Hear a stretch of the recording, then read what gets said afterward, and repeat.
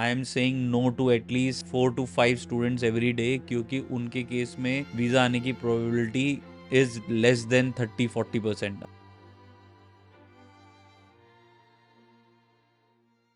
Hello everyone, this is Chakit from VAC global education. आज की date में जो सबसे बड़ी प्रॉब्लम है वो है कि रिजेक्शन रेट इतना हाई है न्यूजीलैंड का कि सारे बच्चे परेशान हैं कि हम लोग कैसे वीज़ा लें।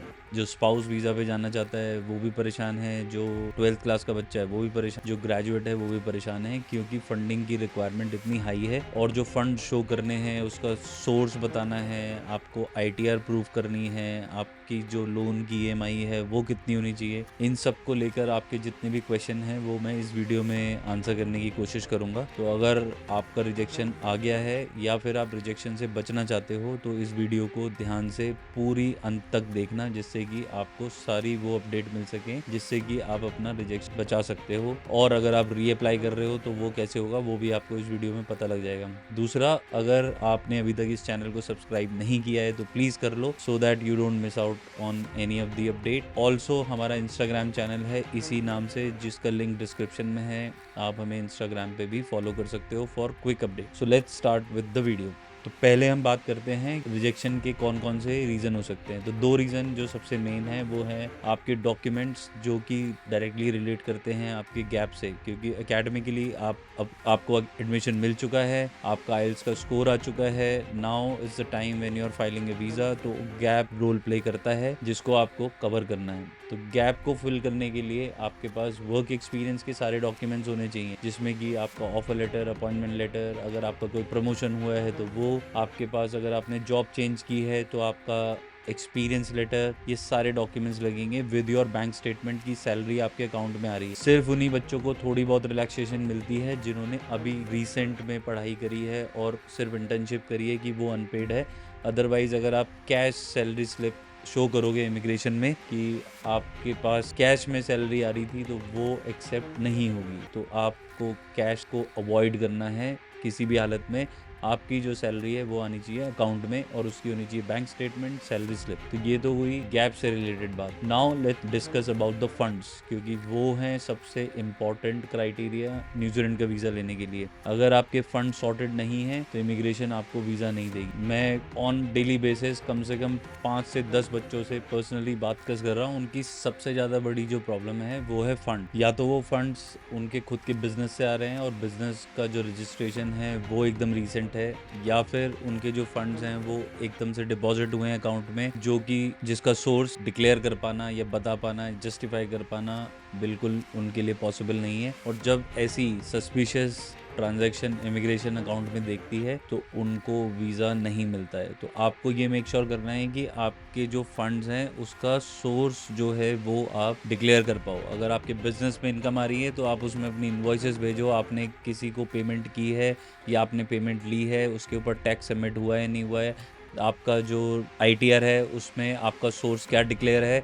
ये सारे के सारे पॉइंट्स ऐसे पॉइंट्स हैं, जब तक आप ये जस्टिफाई नहीं करोगे इमिग्रेशन आपको वीज़ा नहीं देगी। अब इसके बाद हम बात करते हैं उन बच्चों के बारे में जो एजुकेशन लोन प्लान कर रहे हैं। एजुकेशन लोन जो बच्चे प्लान कर रहे हैं उनके लिए एक रामबाण मैं आपको बताता हूँ। इसका आप अगर ध्यान रखोगे तो आपको बहुत आसानी होगी वीज़ा लेने। पहली चीज़ कि आपके जो लोन के गारंटर हैं उनकी income at least 3 times of the EMI amount होना चाहिए। क्योंकि फॉर एग्जाम्पल अगर आपकी EMI है 50,000 रुपये और आपकी इनकम 1.5 लाख रुपए नहीं है तो इमिग्रेशन कंसिडर ये करेगी कि आपके पास लोन रीपेमेंट कैपेसिटी नहीं है। खासकर अनसिक्योर्ड लोन के मामले में, अगर आपका अनसिक्योर्ड लोन है तो आपका EMI का amount should be 1/3 of your total income. उसके बाद आपको जो रीपेमेंट प्लान है वो अच्छे से डिस्क्राइब करना है। अगर आपके पास को बोरोवर है उसके में, जैसे for example wife is going for the student visa,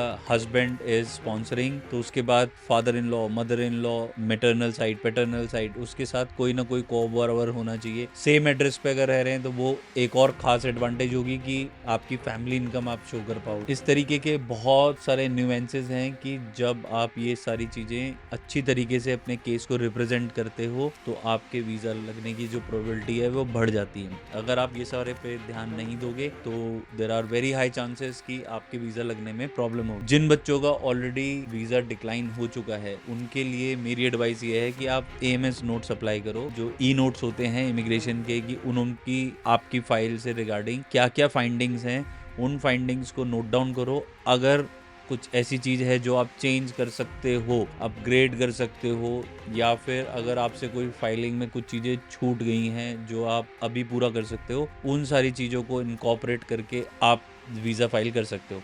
अगर आपको इस चीज़ को करने के लिए हेल्प चाहिए तो we can help you out getting your E note and helping you refile your visa if at all there would be any chance. I am saying no to at least 4 to 5 students every day, क्योंकि उनके case में visa आने की probability is less than 30-40%। अगर 30-40% भी probability नहीं है कि आपका वीज़ा आएगा तो देयर इज़ नो पॉइंट कि आप अपनी फाइल को परस्यू करो। Financial stability is very very important in terms of getting the visa for New Zealand. अगर आपकी फाइनेंशियल कैपेबिलिटी पे आपको खुद कोई भी किसी तरीके का डाउट है तो आप प्लीज़ इस कंट्री को अवॉइड कर सकते हो। आप एक ऐसी कंट्री चूज़ करो जहाँ पर आपको ITR देने की ज़रूरत नहीं है, आपके फंड्स का सोर्स देने की ज़रूरत नहीं है, आपको पोस्ट स्टडी वर्क वीज़ा मिलेगा और आगे जाके आप PR भी अप्लाई कर सकते हो। अब वो कंट्री है कनाडा। आज शायद जाके लोगों को लग रहा है कि कनाडा में कोई स्कोप नहीं बचा है, वहाँ पर तमाम तरीके की दिक्कतें हैं, बट आज से 2 साल बाद जब आपकी पढ़ाई पूरी होगी वहाँ पर, तो वो सिचुएशन आपको नहीं पता कि कैसी होगी।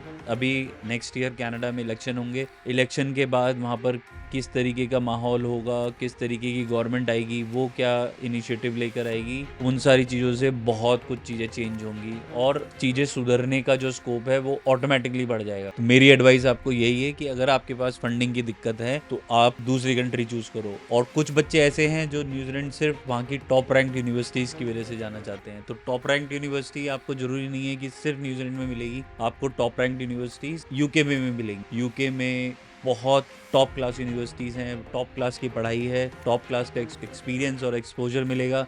1 साल की मास्टर्स के बाद आपको 3 साल का 2 ईयर्स का पोस्ट स्टडी वर्क वीज़ा मिलेगा, जो कि आपको MNC में काम करने का एक्सपीरियंस और एक्सपोजर देगा और आप इजीली वहाँ पर भी सेटल हो सकते हो। तो आपको अगर चाहिए कुछ ऐसी गाइडेंस जो कि आपकी प्रोफाइल के हिसाब से आपको गाइड करे, आपको बताए कि आपके लिए क्या बेस्ट पॉसिबल सिनेरियो होंगे, तो आप हमें साथ टच में आ सकते हो। There is a link given in the description and will be more than happy to help you take the better decision as per your profile, क्योंकि there is no point taking a rejection just because कि आपके पास पुराने funds नहीं हैं या फिर आपके पास funds का सोर्स नहीं है।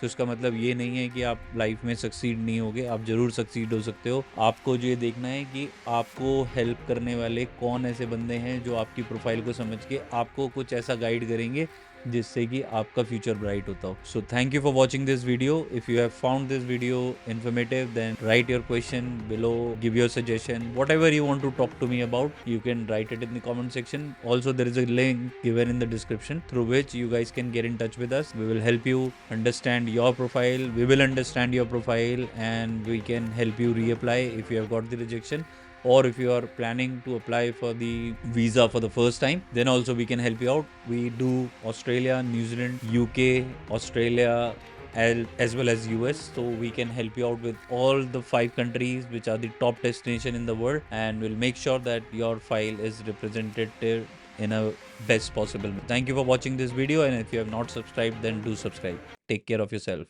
Bye bye.